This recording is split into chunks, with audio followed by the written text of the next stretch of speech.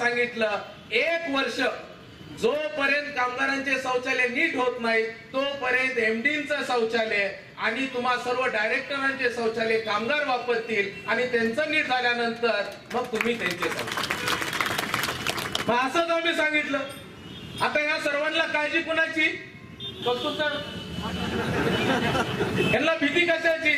नाही शौचालय झाले तर आम्ही ठरवलं सर्वांच्या घरी पाठवायचं शौचालय.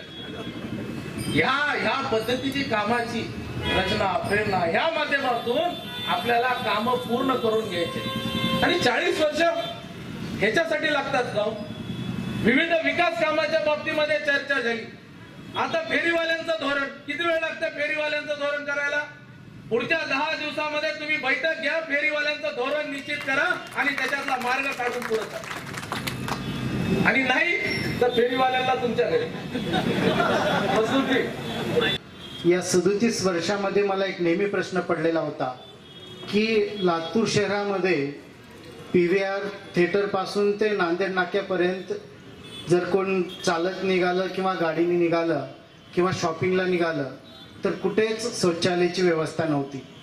मी खासदार झाल्यानंतर सुरुवातीच्या काळामध्ये महानगरपालिका ही काँग्रेसच्या ताब्यात होती. मी महापालिकेत बैठक घेतली आणि महापौरांना सूचना केली की लातूर शहरामध्ये शौचालय झाले पाहिजेत, परंतु काही झालं नाही.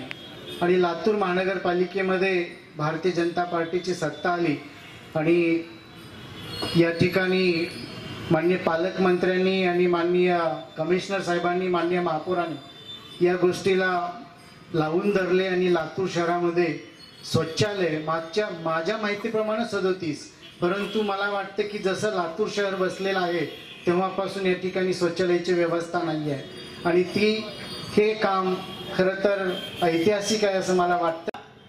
लोकांना बसण्याची व्यवस्था, दिवाबत्तीची सोय आणि सजावट या पद्धतीने गोलाईचं 100 वर्ष हे अभिनव पद्धतीने साजरं करण्याचा लातूर महानगरपालिकेचा उपक्रम आहे. आणि याबद्दल जिल्हाधिकारी कार्यालय व आदरणीय पालकमंत्री यांनी पुढाकार घेतल्याबद्दल आम्ही त्यांचे आभार मानतो आहोत.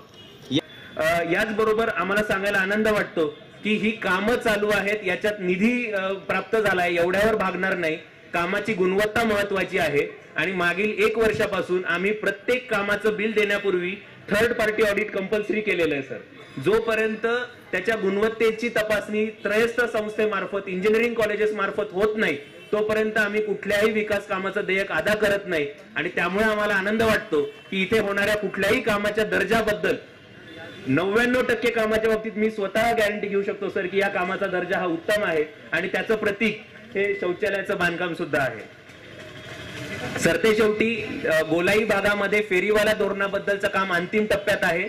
आम्ही पोलिसांच्या सतत संपर्कात असून प्रत्येक फेरीवाल्याला याच भागामध्ये जागा मिळावी आणि ट्रॅफिकचाही प्रश्न सुटावा या दृष्टीने आम्ही फेरीवाला धोरण अंतिम टप्प्यात आणलेलं आहे. आणि स्वच्छ महाराष्ट्राच्या बाबतीमध्ये मला एक आनंदाची बातमी आपल्याला या पार्श्वभूमीवर द्यायची आहे. काल माननीय मुख्यमंत्री देवेंद्रजी फडणवीस यांनी सर्व जिल्ह्यांना सर सूचना केलेली आहे की लातूर शहरामध्ये स्वच्छतेचं जे काम चालू आहे, कचरा डेपोमध्ये नवीन मशीन आणण्यापासून ते ओल्या कचऱ्यावर प्रक्रिया करून खत निर्मिती आणि सार्वजनिक शौचालय आणि सुक्या कचऱ्यावरची प्रक्रिया शहरातच करून कचरा डेपोची समस्या हटवणं, या 1 वर्षात झालेल्या या सगळ्या प्रयत्नांची दखल घेऊन मुख्यमंत्री साहेबांनी निर्देश दिलेले आहेत की महाराष्ट्रातल्या प्रत्येक जिल्ह्यामध्ये स्वच्छतेचा लातूर पॅटर्न राबवावा आणि त्याच्या लेखी सूचना त्यांनी आम्हाला दिलेल्या आहेत. याबद्दल आम्हाला अत्यंत आनंद होतो.